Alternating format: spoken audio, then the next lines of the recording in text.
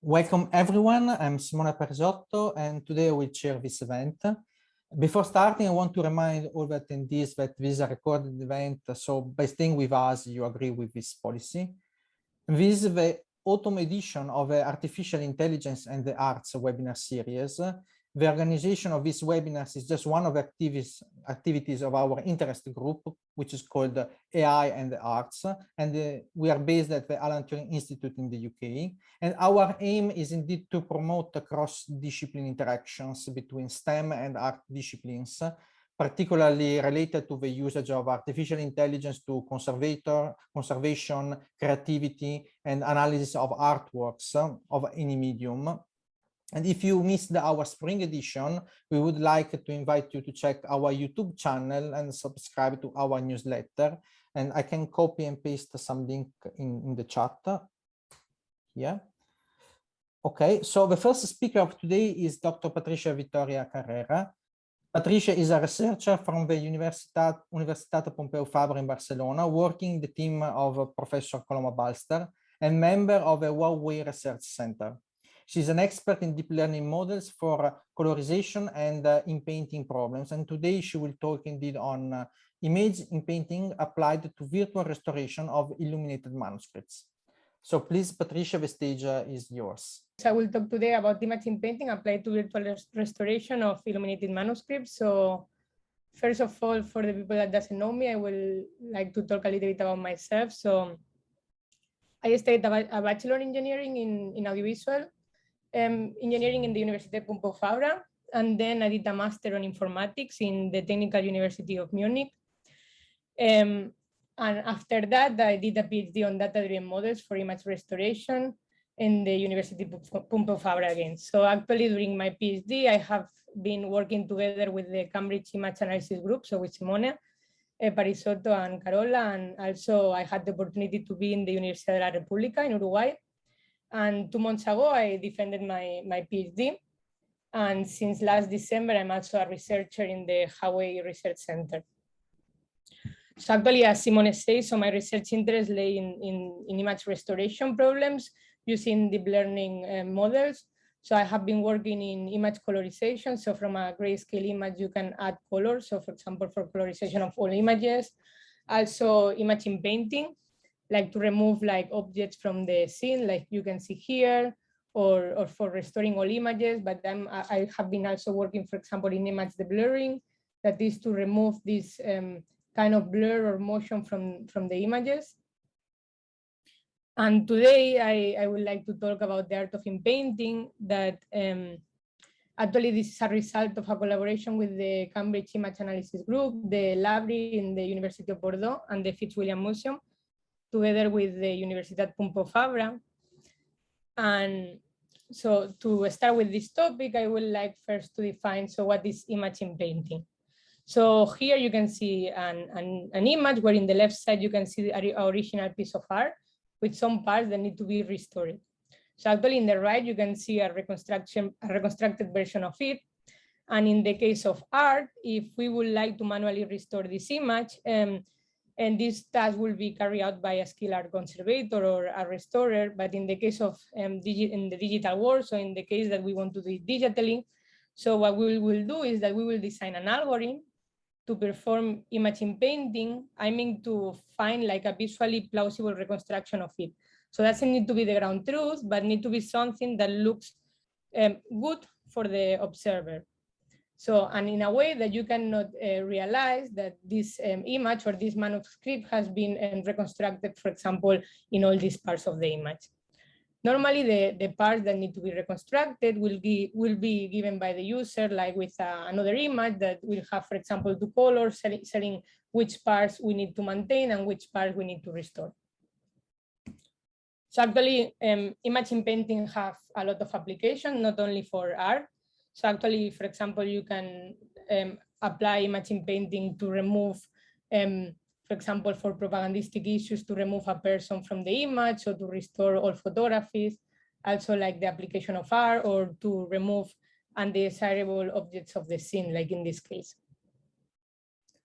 So what is the objective of the book that we have been working on during last year? So actually we aim to do a non-invasive virtual restoration of illuminated manuscripts. So these illuminated manuscripts, they come from the Fitzwilliam Museum. And so what do we mean with illuminated manuscripts? So they are texts and illustrations that they are illuminated with gold and silver. So actually, those kind of manuscripts, they have some damage, that sometimes they are accidental and sometimes they are intentional. And the idea is that we want to virtually restore those manuscripts because they are rarely restored by hand, because this will be really expensive and time consuming. And we thought that it's a good occasion to test the inpainting methods that there are in the literature, and like this, give to the viewer, like to the observer, another point of view from the same manuscript that later could be used, for example, for a virtual exhibition of those manuscripts. So what we can find in the art of inpainting, so actually you can see an extensive analysis of the inpainting literature. So you can find more than 100 methods, from classical approach, for example, local methods and non-local, to deep learning methods that are all these methods that they use artificial intelligence, and also applications. So one thing that is important in the book is that we have two levels of reading for, as Simone said, to have a mutual benefit between heritage conservators and esteemed researchers. So the idea is that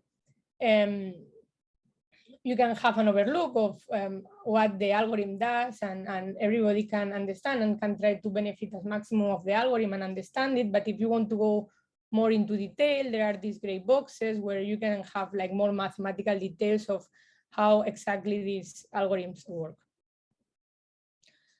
Also, we have tested those algorithms in real case scenarios. So as we say, as I said before, we have restore illuminated manuscripts from the Fitzwilliam Museum. So they are like more than 500 figures where we restore 28 illuminated manuscripts. So you can see real cases where to apply those inpainting algorithms. Also, we have chosen different images to compare for the same image with all the methods with available code. So you can see an image like this one, and you can see like the result with each one of the methods. So here I only show the methods, the deep learning based method, but we take the same image and we also do it with local and non-local methods. And also, like, it comes with a companion tool that was made by Simone Parisotto that is called Illumina. That is a MATLAB app software that, and the dataset from the Fitzwilliam Museum, where you can directly test also your own image using this tool. So let me do a brief history of which kind of results and which kind of methods you can find in the book. So you can find what we call local methods. So where the image is modeled as a function with some degree of smoothness, and the known information is locally propagated to the inpainting domain. So actually these kind of methods, they work really well for thin scratches, but they fail to propagate like texture. So as you can see here, like they propagate this type of information, but they don't have like texture information. Then we can see what we call also the non-local methods, that they look for cell similarities and redundancies in the image, and can be from the same image or can be taken from a set of images.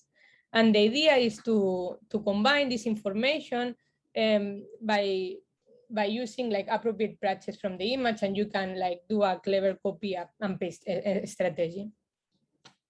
So actually in this kind of methods, it's really important the shape of the patch that you are using to find similarities in the image or in the set of image, also the size and the similarity metric that you use to decide if this patch will be suitable for the region that you want to inpaint or reconstruct. And then the third kind of method that you can find in the book is the learning-based methods, where the information to inpaint is learned from a data set of images. So you have a lot of images, and then from them you learn like not only local and non-local information, but also high-level information like semantics of the image. For example, in this image, we can see like a person. So deep learning method should understand that this is a person. If you need to inpaint an eye, and so it should understand that there is this meaning in the image. So normally they're really long to train. This is one of the drawbacks of learning-based methods, but then in inference, they are really quick. So once you have your model trained, then you can test your image and it takes milliseconds. And so another drawback is that you need dedicated data sets. So we have seen in the book that actually you can use any data set. So we use like normal data set for like, I don't know, facades or general natural images, and it works quite well even for manuscripts. But if you want to be more specific and you want to paint bigger regions, then you will need a more dedicated data sets for art. So like this presentation is more dedicated to learning-based methods. I will go more into detail of what I mean with learning-based methods and which type of methods and which tools have been used in deep learning methods in the field of inpainting. So let me start by defining what is deep learning. So deep learning is a subset of machine learning, which itself is a subset of what we call artificial intelligence. So in artificial intelligence is a technique that will enable the machine to mimic the human behavior. So we want to inherit some intelligence to the machine. Like for example, if we want that the machine detects a cat, we will say, okay, you need to see 2 ears, you need to see 2 eyes, 1 mouth, 4 legs, the color. So this is a way to introduce artificial intelligence to our machine. And machine learning will achieve this intelligence by learning from data. So instead of saying like a set of premises that we need to fulfill to, for example, find a cat, what we will say to the machine learning, we will show them like a lot of examples of what it's a cat. And in the case of the learning, like it's a type of machine learning that is inspired by the structure of the human brain. So it contains neurons that are connected between each other, and we can learn thanks to these connections. So actually in the concrete problem of image painting, deep learning in the simple case, we learn to map this corrupted image, this image that need to be restored to the restored version of it. And you can imagine this teaching process as showing to the computer a lot of pair of images. So imagine that you have a lot of pair like this one, but like of corrupted and restored images. And we teach the computer, so we show the computer a lot of examples and it needs to learn from it. So we will design a model that will learn from those pair of images. As I say, this is the simple case, so I will show later different tools that we use in deep learning-based method, but this is only to have an idea. So actually, so how the computer, this is important also to know that how the computer see the image. So actually, where we see an image, the computer will see a matrix with some values. So each color that you see here, it can be seen as a pixel. So it's a matrix with each position is a pixel. And will contain like an intensity information where 0 means black, or values close to 0 are black, like here, and values close to 255, like here, they will be more light, like white. So then all this matrix, we can feed it directly to our neural network and it can learn from it. So given the image represented as a matrix, like we can see here, we want to use deep learning methods to learn from those images. So here in this image, you can see a representation of a deep neural network. So actually, deep neural networks are composed by multiple layers. So each one of these is a layer. The first one is called input layer, and the last one output layer. And then we have in the middle multiple hidden layers. And actually, each one of these layers are composed by neurons. That is what you see here by circles. And each neuron is computed to each other between layers. The idea is that these neurons will pass a message from the input layer to the output layer based on a weight sum of each one of the inputs. So the first input will be the image, and then each neuron will learn like a weight sum that at the end the goal is to output, for example, in the case of Inpainting, the reconstructed image. So this type of model will learn like with a feedback mechanism, like for example, saying to the output, okay, I want this output to be close to the ground truth that will be the restored image. So actually each one of these neurons will extract like for example, at the beginning, basic features like edges and corners, but when you go deeper, those type of networks, they are able to extract like more high level information, like knowing that, okay, here there is 2 eyes or it's a person. So at the end, like by learning all these features, the goal of this deep learning model is to learn this mapping. So to learn to, for example, in the case of Inpainting, to do the right reconstruction. You could see this for another problem, like for example, for colorization, the input will be the grayscale image and the output will be the color image. Or for example, for object detection can be an image with different objects and the output can be probabilities that is one object or another. So actually this is a really general idea. So as I said before, in the art of Inpainting, we did an extensive analysis of local, non-local methods and deep learning methods. And today I would like to give an insight of, So today I would like to give an insight of what we have seen in deep learning methods. So the main advances were, like, for example, as I say at the beginning, we give we can give to the computer not only the image that we want to restore, but also the mask that says, for example, which parts of the image we want to restore. For example, here they are fixed on white, the parts that we want to restore. And the idea is that there have been different methods to say to each neurons which pixels are valid. So, for example, what we call partial convolutions or gated convolutions are a type of relation where the weighted sum of the input, it will tell if the input that we find is valid or not. So, for example, these pixels are valid, but the information from here, we shouldn't use it. So also different ways to increase the receptive field. So you need to imagine that if you have a pixel, each neuron will see only a small neighborhood of it. So the idea is that we want that each neuron can see more than a neighborhood of 3 by 3. And there are different mechanisms, like for example, the simple ones is what we call dilated convolution. So the operation, the weight sum is called convolution. And then if we want to increase this receptive field, we can use this dilated convolution that will separate each one of the inputs and will use more information from the image to extract this feature. Also, there are other methods that I will not go a lot into detail, but like attention mechanisms that will put like what we call more attention to different parts of the image. So in order to compute one feature, you can see at different parts of the image. So also, at the beginning, the simple case was from an image that we want to restore directly, try to map with our deep learning model the restored image in one step. So they have seen that instead of doing it with one step, if we do it progressively, so like with several iterations, so the results are much better. So now the researchers don't use only like a one-step approach, but also progressive learning approaches.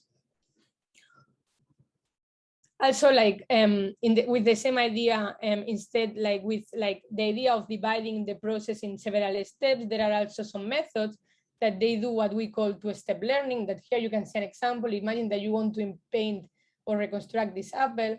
Instead of directly go from this image to the last one, we go to an intermediate step where what we do first is to do an inpainting of the structure of the image. So once we have the right structure, we can use the image that we want to reconstruct together with this inpainted structure to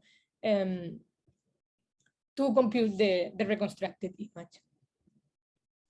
So here you can see an example where we have used this kind of method. So the idea is that first it does, for example, a reconstruction of the hair or of the lines, and then second, it reconstructs the image itself. So also the losses. So as I said before, this type of models, they learn from a feedback mechanism. So for example, to say the network that we want the output to be close to the ground truth. This is what we call reconstruction, like reconstruction loss. So only we want it closer to the real reconstructed data. But also you can use other methods like more perceptual ones. So I don't want that it looks only similar to my ground truth data, but I also want that perceptually look realistic. So there are different methods to do that. Like, for example, I don't know if someone know about GANs or like more perceptual losses, that the idea is that I don't want only that is close to the ground truth, but I want also that is perceptually realistic. So I prefer that it's a little bit far away from the ground truth, but that it looks visually plausible for the user. And also there has been like a lot of research on trying to achieve good performance with high resolution images, like you can see here. So at the beginning, the methods were able to work only with images of 64 pixels by 64. This is a really small image. And now there are methods that can deal, like you can see here, with 6K by 6K. So it's a really big image. And actually, as you can see, the texture that has been computed is really good. So actually, as you can see, the field of image painting using deep learning methods has evolved a lot, and we are achieving really good results. And also, like another kind of method that I'm quite interested for in painting and for other applications also is to deal with what we call the ill-posedness of the problem. So actually, for an image that we want to reconstruct, there is more than one possible solution. So of course, we would like to be as similar to the ground truth in some of the cases, but also can be that if you want to reconstruct, imagine that you cannot see the eyes, so the eyes could look at different directions. So, and we would like that our method is able to output not only one of the solutions, but all of these possible solutions. So actually there are different methods that work in this. For example, this is one, the pluralistic image painting. So I'm just giving like some insights of what is there. So I'm not going really into detail, but it's also to help you to see all the potential that have deep learning methods for image painting and how many things you can do with them. And also something that is really important to mention is the data sets. So right now there are not a lot of data sets, or there are like for image painting. So for image painting for art, there are not dedicated data sets. And I think this is something important. And this is something that we could work together, STEAM researchers and art conservators, in order to construct this type of data sets to make these methods more powerful. And also the way how we construct the data set. So at the beginning, the user was taking an image like the ground truth image and was removing some parts of the image and trying to reconstruct them to train those models. But actually this is not realistic. Normally you don't have a square. So also there are like a lot of research in how to construct right data sets in order to exploit as maximum as possible the potential of deep learning methods. And with this, I finished the definition of all the advances. So as a conclusion, I think image painting can bring an alternative view of the damaged manuscript, so it can enrich the experience of the user. So also deep learning methods are evolving continuously. There is a lot of research on Inpainting, and it's good that we keep track of it.